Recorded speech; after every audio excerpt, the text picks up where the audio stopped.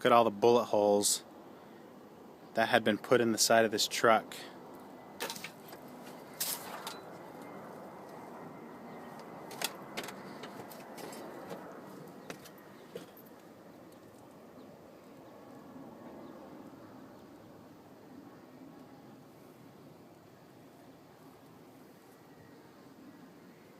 All the bullet holes down the front of this.